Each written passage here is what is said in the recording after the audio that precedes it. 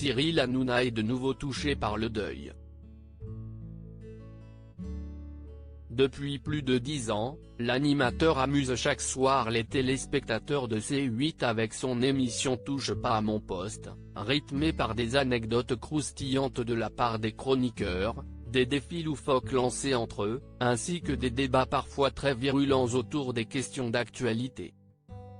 Toutefois, mardi 25 janvier, l'ambiance était un peu plus morose sur le plateau de l'émission, dont Cyril Hanouna a pris les rênes avec le cœur gros. Je voudrais dédier cette émission à mon tonton qui est parti cette nuit, Dédé, a-t-il ainsi annoncé, dès le départ. Quelques semaines après la mort des jumeaux Bogdanov, Grishka et Igo, Cyril Hanouna est de nouveau frappé par le deuil, mais cette fois, au cœur même de sa famille.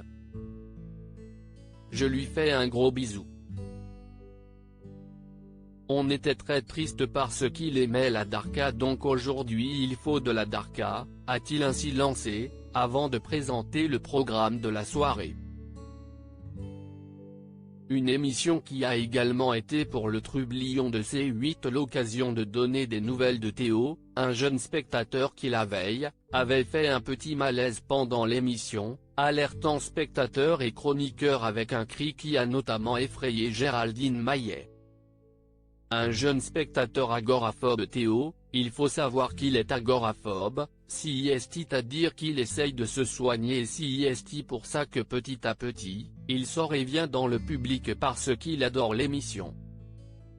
C'était un vrai challenge pour lui de venir dans l'émission, a ainsi expliqué Cyril Hanouna, assurant qu'il a eu une crise, mais il va mieux.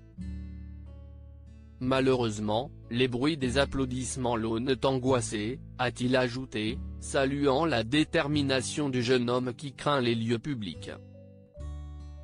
En tout cas, il est resté quand même presque une trentaine de minutes dans l'émission, donc déjà, si énorme pour lui.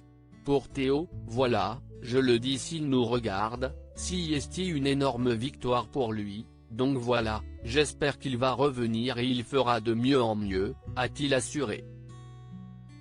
Loading Widget.